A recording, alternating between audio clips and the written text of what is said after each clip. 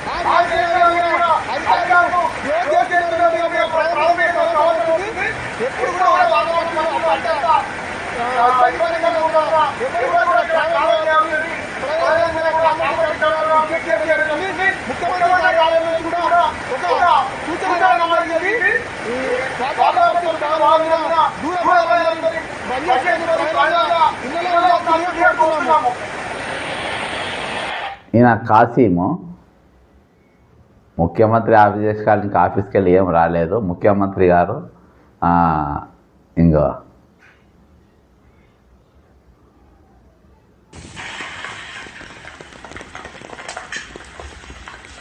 ఇక్కడ ఆ రోడ్డుకు అటు సైడ్ మొత్తము నీళ్లు నిండినాయి. అటు సైడ్ వాహనాలు పోవద్దని చెప్పేసి ఎవరో మిత్రుడు మరి ఆయన చెట్లు పీకి అక్కడ సూచనలు పెడుతుంది. ఈ రోడ్ల మీరు ఎవరు ప్రయాణం చేయొద్దు అని చెప్పేసి రోడ్లపైన చెట్లు పీకి తీసుకొచ్చి అక్కడ పెట్టే పరిస్థితి మనం చూస్తూ ఉన్నాం. ఇవన్నీ సోషల్ మీడియాలో నేను గ్యాదర్ చేసినటువంటి వీడియోలు, ఫోటోలు ఇవన్నీ. రైట్, ఇగో అవన్నీ తీసుకొని వచ్చి రోడ్డు పైన పెడుతుంది ఆయన. వీటిని చూసి జనాలు ఇవన్నీ ఎవరు చేయాల్సిన పరిస్థితి, ఈ డ్యూటీ అంతా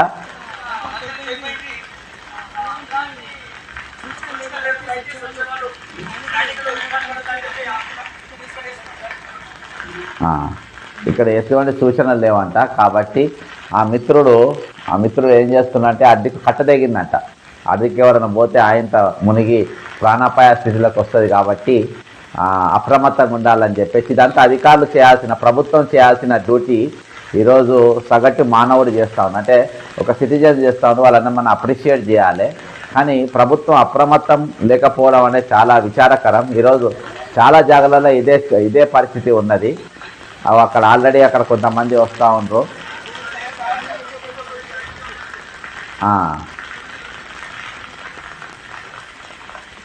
అక్కడ వంట కట్టదగింది. సేమ్ కామారెడ్డిని అయితే చాలా దారుణమైన పరిస్థితి ఈరోజు ఉన్నది. ఏమున్నా ఇటువంటి వాళ్ళు మనము థ్యాంక్స్ చెప్పాలి. ఇటువంటి సిటిజన్స్ మనకు ఉన్నందుకు థ్యాంక్స్ చెప్పాలి.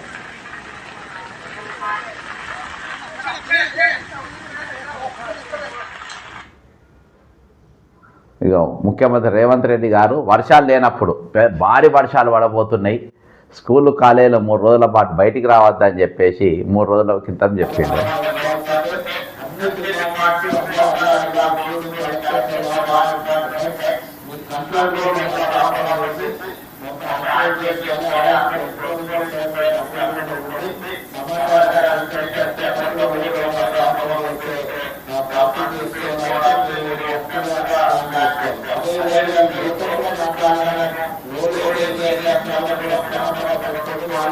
అందరూ కూడా ఆలోచన చేసుకునే అదేవిధంగా ఈ సమస్యలన్నింటినీ కూడా నిలబెట్టుకోవడానికి కమ్యూనికేషన్ ఉండాలి. ఎక్కడ ఏది సమాచారం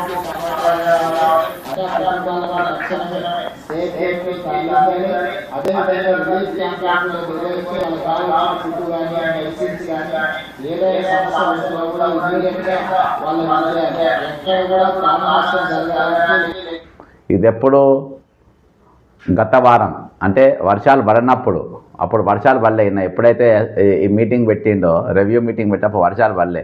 ఇప్పుడు వర్షాలు పడ్డాక విద్యార్థుల పరిస్థితి చూద్దాం. హాస్టల్లో ఉన్న విద్యార్థులు చాలా ఘోరమైన పరిస్థితులలో ఈరోజు విద్యార్థులు అందరూ ఉన్నారు. ఒకసారి అది చూద్దాం.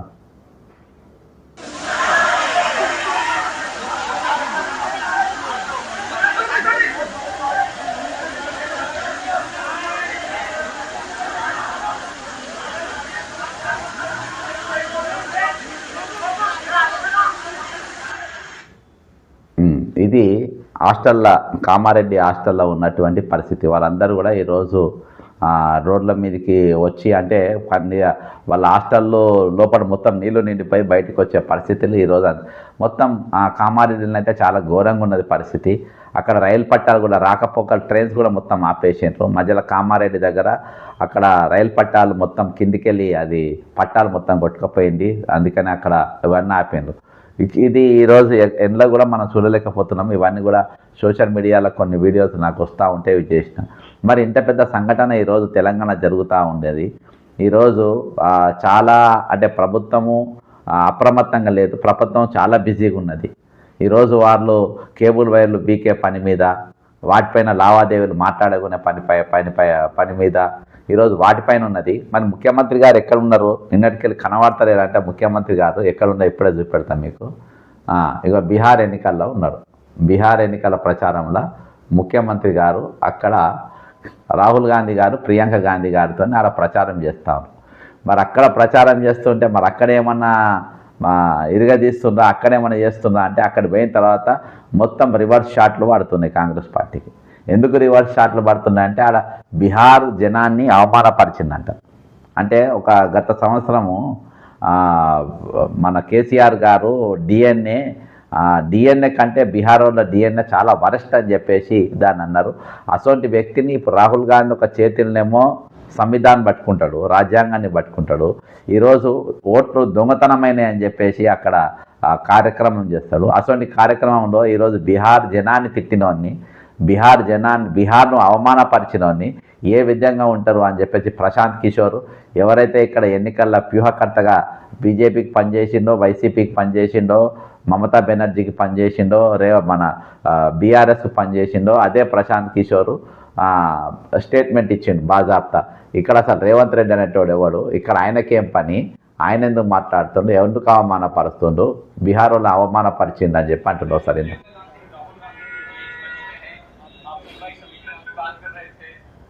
कौन पूछता है रेवंत रेड्डी कौन है भाई? बिहार के लोगों को गाली देने वाले आदमी है। रेवंत रेड्डी का क्या औकात है बिहार में?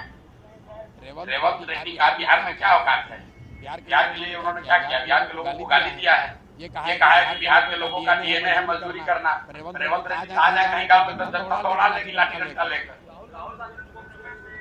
राहुल गांधी अपने मंच पर बैठ कर घूम रहे हैं, तो राहुल गांधी को मानसिकता दिखाता है कि बिहार के लोगों को गाली देने वाले आदमी को आप मंच घुमा रहे हैं। ఈరోజు ప్లస్ కంటే మైనస్ ఎక్కువ లెక్క కనబడుతుంది. ఇక్కడ వర్షాలు పడతా ఉంటే జనాలు ఇబ్బంది పడుతూ ఉంటే జనాన్ని ఇక్కడ గాలికి వదిలేసి ఈయన వర్షాలు లేనప్పుడు వర్షాలు పడుతున్నాయని చెప్పి, వర్షాలు పడేటప్పుడు బీహార్కి ఎలక్షన్కి వెళ్ళిపోయి అక్కడ నేను చెప్పగానే ఓట్లు వేస్తారని చెప్తే అక్కడ అన్నా చెల్లెళ్ళు ఈయన ఏదో పెద్ద మునగాడని చెప్పేసి వాళ్ళిద్దరి మధ్యలో నిలబెట్టుకొని అక్కడ ర్యాలీలలో తిరుగుకుండా ప్రచారం చేస్తూ ఉంటారు. ఎందుకు ర్యాలీలలో తిరిగి ప్రచారం చేస్తూ ఉంటారు అని అంటే ఆయన పెద్ద ఏది అక్కడ చెప్పగానే ఓట్లు పడే పరిస్థితి ఏం లేదు. అక్కడ ఇంకా కాంగ్రెస్ పార్టీకి మైనస్ అయ్యే పరిస్థితి, నిన్న దాకా కొంచెం ప్లస్లా ముందుకు పోయే పరిస్థితి ఉండే. ఇటువంటి తీసుకుపోయిన తర్వాత హైడ్రా ఇండ్లు కొట్టిండు, ఎస్సీ ఎస్టీల భూములు గుంజుకున్నాడు. ఈరోజు విద్యార్థులు నౌకర్ల కోసం అడిగితే వాళ్ళని కొట్టిండ్రు. వీళ్ళు 4000 నిరుద్యోగ భృతి ఇస్తామని చెప్పేసి ఇయ్యలేదు, మోసం చేసిండ్రు. తెలంగాణ 6 వాగ్దానాలు నిండా ముంచిండ్రు, నిరుద్యోగులను ముంచిండ్రు. ఈరోజు ఇవన్నీ కూడా ఆడ వర్షాలు పడుతుంటే ఈడెంబీకనికి వచ్చిందని చెప్పేసి ఆడ అక్కడ ఉన్న బీహార్ ప్రజల మధ్యలో ఈరోజు చర్చ ఉన్నది. ఈరోజు ఈయన రాకుంటే అయ్యే ప్లస్ ఈరోజు మైనస్ అవుతుంది. ఎక్కడెక్కడైతే రేవంత్ రెడ్డి ఇప్పటిదాకా ఎక్కడ ఎన్నికల ప్రచారం పోయినా అక్కడ ఓడిపోయింది. ముఖ్యంగా హైడ్రా, లగిచర్ల, విద్యార్థులపై లాఠీలు, హైదరాబాద్ సెంట్రల్ యూనివర్సిటీల భూముల అమ్మకాలు, ఈ వీడియోలు బాగా భారీ ఎత్తున మరి సర్క్యులేట్ అవుతూ ఉన్నాయి. గతంలో హైదరాబాద్ సెంట్రల్ యూనివర్సిటీ కాలే కానీ తక్కిన లగిచర్ల కానీ హైడ్రా బాధితులే కానీ నిరుద్యోగులపైన లాఠీ చార్జీలు కానీ 4000 నిరుద్యోగుల భృతి ముంచడం కానీ వీటిపైన మహారాష్ట్రలో హర్యానా అయితే పక్క గెలిచే సీటు కూడా ఈయన పోయిన తర్వాత అది ఖతమైపోయిన పరిస్థితి, ఓడిపోయిన పరిస్థితి. ఈరోజు అదే పర్సన్ వేసుకొని అక్కడ తిరుగుతుంది. దేనికోసం తిరుగుతుండ్రు? అరే ఎన్నికల ఖర్చులు ఇక్కడికి వెళ్ళి అక్కడికి పోతాయి కాబట్టి, అంతకుమించి ఏం లేదు. ఈరోజు రేవంత్ రెడ్డిని బీహార్లో ఎందుకు తిప్పుకుంటున్నారంటే ₹4 ఈయన ఖర్చు పెడతారు, ₹4 ఇక్కడ పట్టుకొస్తారు. అంతకు మించి ఆయన చేసిన ఘనకార్యం ఏందో ఆడ చెప్పుకోగలుగుతారా? వీళ్ళు ఆడ మాట్లాడుకోగలుగుతారా? ఇక బీజేపీకి మన నిన్నదాకా వాళ్ళు బీజేపీ వాళ్ళు వెనక ముందు అయిన వాళ్ళు బీజేపీకి కూడా ఆశ్రమం దొరికింది రేవంత్ రెడ్డి అక్కడ పోయేటరకు. బీజేపీ మంత్రి, కేంద్ర మంత్రి ఏం మాట్లాడింది ఒకసారి విందాం. బీజేపీ కేంద్ర మంత్రి ఏం మాట్లాడిందో ఒకసారి ఇందా, వాళ్ళకి ఛాన్స్ దొరికింది అక్కడిగా.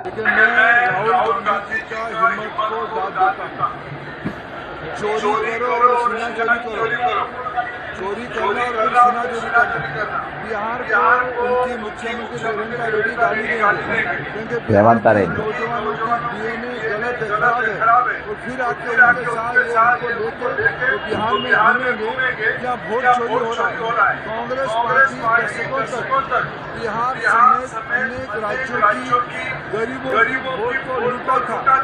आज प्रधानमंत्री नरेंद्र मोदी जी के नेतृत्व में गरीबों की, पिछड़ों की, वंचितों की ताकत बढ़ी है। इससे पराजित बार कांग्रेस पार्टी होने का ये भय బీజేపీలోకి దొరికిన అవకాశం దీన్ని వాళ్ళు తీసుకొని ఇక్కడ బీహార్ను అవమానపరిచినోడు, బీహార్ యువతను అవమానపరిచినోడు, బీహార్ డిఎన్ఏను అవమానపరిచినోడిని ఈరోజు రాహుల్ గాంధీ గారు ఇక్కడ ఓట్లు చోరీ అయినాయి, ఓట్లు దొంగతనమైనాయి అని చెప్పేసి ఒక దొంగను మధ్యలో పెట్టుకొని ఈరోజు అన్నా చెల్లెలు తిరుగుతుందని చెప్పేసి అక్కడ కేంద్ర మంత్రి కూడా ఈరోజు మన కాంగ్రెస్ పార్టీని దెప్పి పొడిచే పరిస్థితి. ఈరోజు అవకాశం ఎందుకు వచ్చింది? ఇసోంటోని మీరు కొనసాగిస్తూ, ఇసోంటోని మీరు ఎంబడేసుకుంటూ, ఇసోంటోని సంచులపైన మీ ధ్యాస ఉంది కానీ, ఇసోంటి ఇచ్చిన ఫండ్స్ పైన మీకు ధ్యాస ఉంది కానీ, ఈరోజు మేము చాలా నీతిమంతులం, మేము చాలా బుద్ధిమంతులం, మాది మాకున్న కల్చర్ ఎవరికి లేదు, మాది ఐడియాలజీ చాలా గొప్పది, మహాత్మా గాంధీ ఐడియాలజీకల్లో మేము నడుస్తూ ఉన్నాం అని చెప్పుకునే కాంగ్రెస్ పార్టీ పెద్దలు ఈరోజు మీరు ఎవరిని వేసుకొని తిరుగుతుండ్రు, ఎక్కడ వేసుకొని తిరుగుతుండ్రు, ఏమని వేసుకొని తిరుగుతుండ్రు? ఆయన కాదు, ఈరోజు బట్టి విక్రమ్గా వీళ్ళందరూ కూడా ఆయనే తిరుగుతాండ్రు. అక్కడ పోయే పరిస్థితి, అక్కడ ఎన్నికల ప్రచారం తిరిగే పరిస్థితి, గెలిచే అవకాశాలు ఉన్నా కానీ పోగొట్టుకునే పరిస్థితి. ఇక్కడ తెలంగాణలో వర్షాలు పడుతూ ఉంటే, ఇక్కడ జనజీవనం అనేది స్తంభించిపోతూ ఉంటే, ఈరోజు పండుగ రోజున పబ్లిక్ మొత్తం రోడ్లపైన ఎక్కడికక్కడ ఇరుక్కపోయి ఉంటా ఉంటే, రైలు పట్టాలు కొట్టుకపోయిటా ఉంటే, ఈరోజు ఇక్కడ ఉండి రివ్యూ మీటింగ్ చేయాల్సిన మనిషి ఈరోజు కానరాకుండా ఈరోజు ఎక్కడో కూర్చొని ఈరోజు మాట్లాడే పరిస్థితి. ఈరోజు అక్కడికి పోయిందంటే అక్కడ కూడా అదే పరిస్థితి ఉంది. ఒక బాధ్యత లేని ముఖ్యమంత్రి, ప్రజలపైన బాధ్యత లేదు, జనం మీద బాధ్యత లేదు, ఈరోజు దోపిడీకి గురవుతున్న వర్గాలపైన బాధ్యత లేదు, ఎవరిపైన కూడా బాధ్యత లేకుండా ఈరోజు ముఖ్యమంత్రి వ్యవహరిస్తున్న వ్యక్తిని ఈరోజు మీరు బీహార్లో ప్రచారం వేస్తే మీ ఎథిక్స్ ఎక్కడి, మీ మారల్స్ ఎక్కడి, మీరు ఎక్కడికి వెళ్ళిపోతుండ్రు? ఈరోజు ఈయన కోసం ఇసొంటోని కాపాడుకోనికే కదా మీరు 130 అమెండ్మెంట్ బిల్లును మీరు వ్యతిరేకిస్తున్నారు. ఈరోజు ఇసొంటోని మీకు కావాలి కదా, ఇసొంటోళ్ళు అయితే మీకు ₹4 ఇస్తారు కదా, కాంగ్రెస్ పార్టీకి మీకు ఫండ్ ఇస్తారు కదా, మీకు ఎలక్షన్ ఫండ్ ఇస్తారు కదా, మీకు తిరగడానికి పైసలు ఇస్తారు కదా, అందుకోసం కదా ఇసొంటోని మీరు బీహార్లో వేసుకొని తిరుగుతారు, రేపు కేరళలో కూడా వేసుకొని తిరగాలి. ఇవాళ నీతిమంతుడు, బుద్ధిమంతుడు, ఎథిక్స్ ఉన్నోళ్ళు ఈరోజు పార్టీలో ఉంటే వాళ్ళు మీకు పైసలు ఇయ్యారని చెప్పేసి అసొంటోళ్ళని పెట్టుకోరు మీరు. ఈరోజు మీ దందాలకు కానీ మీరు ఇక్కడ వేరేళ్ళ పేర్లు, బినామీల పేర్లు పెట్టుకున్న జరుగుతున్న దందాలు కానీ ఇవన్నీ కూడా దేనికోసం ఇదని ఉదాహరణ. ఈరోజు అన్నా చెల్లెలు ఇద్దరు చాలామంది అనుకుంటారు రాహుల్ గాంధీ రేవంత్ రెడ్డికి అపాయింట్మెంట్ ఇస్తలేరు. అపాయింట్మెంట్ ఇచ్చలేని బాజాబ్తా ఈరోజు ఇద్దరు మధ్య నిలబడి ఈరోజు బీహార్లో ప్రచారం చేస్తూ ఉంటారు. జనం చీకొడుతూ ఉంటారు. 4 ఓట్లు వేద్దాం అనుకున్న వాళ్ళు ఆ ఓట్లు కూడా మాకు ఎట్లా వేస్తారు అనే తీరుగా ఈరోజు వీరి వ్యవహారం ఉన్నది. ఆ విధంగా మీరు పనిచేస్తూ ఉన్నారు. మాకా మీరు ఓటేసేదే అన్నట్టుగా. ఈరోజు వాళ్ళ డిఎన్ఓ అని అవమానపరిచి ఈరోజు వాళ్ళ జన్మాన్ని అవమానపరిచి ఈరోజు అక్కడ ఒక సెంటిమెంట్ ఎమోషనల్ అనేది ఈరోజు అక్కడ భారీ ఎత్తున వచ్చింది. అదే ఇప్పటిదాకా ప్రశాంత్ కిషోర్ మాట్లాడేటటువంటి అవకాశం మీరు ఇచ్చిండ్రు. ప్రశాంత్ కిషోర్ మాట్లాడినానంటే అక్కడ చాలా స్పీడ్గా ఈరోజు బీహార్ జనానికి మొత్తం ఈరోజు పోయిన పరిస్థితి. రేవంత్ రెడ్డి అంటే ఏంది, ఆయన క్యారెక్టర్ ఏంది, ఆయన గుణగణం ఏంది, ఆయన కమిట్మెంట్ ఏంది, ఆయన అకౌంటబిలిటీ ఏంది, ఆయన ఏం చేసిండు, ఆయన జనాన్ని నిన్నగాక మొన్న యూనివర్సిటీలో స్పీచ్ ఇచ్చుకుంటా నా దగ్గర ₹1 లేదన్నారు, భూములు అమ్మనికి ₹1 లేదని, మీకు ఇయ్యనికి ₹1 లేదని చెప్పిండు. మరి ఈరోజు మరి బీహార్ ఎన్నికలకు మరి సంచులు ఎక్కడికి వెళ్ళి పైసలు పోతున్నాయి? ఈరోజు చెప్పాలి, కాంగ్రెస్ పార్టీ చెప్పాలి. రేవంత్ రెడ్డి అంటాడు మాకు ₹1 కూడా ఇవ్వలేదని ప్రమాణం చేసి చెప్పండి. అక్కడ ₹1 మాకు చేయలేదని చెప్పేసి ఇప్పుడు మన కాంగ్రెస్ పార్టీ అమరవీరుల సమాధుల పైన ఒట్టేసి చెప్పానండి. రాహుల్ గాంధీ గారిని, ప్రియాంక గాంధీ గారిని, కేసీ వేణుగోపాల్ గారిని మాకు ₹1 ఇవ్వలేదని చెప్పండి. ఇక్కడ వర్షాలు పడి ఆ బతుకులన్నీ అతరాకుతలం అవుతూ ఉంటే మీరు అక్కడికి పోయి చూసుకోవాలి, కానీ ఇక్కడికి ఎందుకు రావాలని చెప్పాలి. ఈరోజు 100 సారో 150 సారో ఢిల్లీకి పోవడు సారు నిన్నటిసారి అంటే పోతుండు వస్తుండు. దేనికోసము అందరు ఛార్జీలు వేస్తాడు. ఛార్జీల కోసం కాదు, ముఖ్యమంత్రి అంటే చెకింగ్ ఉండదు కాబట్టి ఎంబటి పైసలు తీసుకోపోనీకి అంతకుమించి ఏం లేదు. ఇక అంతకుమించిన దుకాణం ఈరోజు ఏం లేదు. ఇదే దుకాణం నడిపేది వీళ్ళు. ఆ దుకాణం నడపనికై నన్ను అక్కడ పిలిపిస్తుండ్రు, ₹4 ఇస్తారని పిలిపిస్తుండ్రు. ఎలక్షన్ ఫండ్ కోసమే నన్ను పిలిపిస్తుండ్రు. అక్కడ బీహార్లో ఖర్చు పెట్టాలి కాబట్టి పిలిపిస్తుండ్రు. ఇక వేరే దగ్గరికి వెళ్ళి ఎక్కువ పైసలు వచ్చే అవకాశం వేరే రాష్ట్రాల లెక్క లేవు కదా. ఒకవేళ ఉన్నా కానీ, అధికారం ఉన్నా కానీ అక్కడ పైసలు తీసే పరిస్థితులు లేరు. ఎంతకన్నా తెగించి ఏమన్నా చేయగలుగుతాడు ఈయన కాబట్టి ఆయనను పట్టుకొని ఎలాడుతుంది ఈరోజు. ఏది ఏమైనప్పటికీ తెలంగాణ ప్రజలారా, ఇంతకన్నా 2 సోదరులు నేను వీడియో చూపించిన, వర్షాలు భారీగా ఉన్నాయి. ఇక్కడ ప్రభుత్వాలు కానీ ఎవరు కానీ మనల్ని వచ్చి ఆదుకోరు, అధికారులు ఎవరు వచ్చి ఆదుకోరు. ఈరోజు ఎవరిని వాళ్ళే కాపాడుకోవాలి. ఈరోజు వర్షాలు భారీగా ఉన్నాయి కాబట్టి మనం ఎవరు కూడా ఇళ్ళకి వెళ్ళి బయటికి వెళ్ళకుండా, అత్యవసరం ఉంటే తప్ప బయటికి వెళ్ళకుండా మనల్ని మనం కాపాడుకోవాలి. అంతేకాకుండా ఈరోజు మనము ఇంకొకళ్ళని ఎవరినన్నా ఏమన్నా సాయం చేయగలిగితే వాళ్ళు చేయాలి, చెప్పగలిగితే చెప్పాలి. అంతేగాని మనం ఎవరో వస్తారు, ఎవరో ఆదుకుంటారు, ఎవరో ఏమో చేస్తారనే ఒక ఆలోచనకి మాత్రం మనం బయటికి రావాలని చెప్పేసి నేను కోరుకుంటున్నా.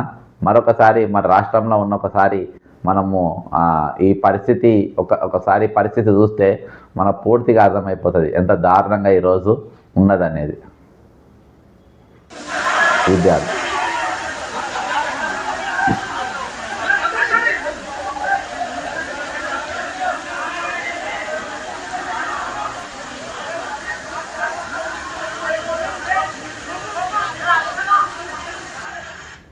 ఖచ్చితంగా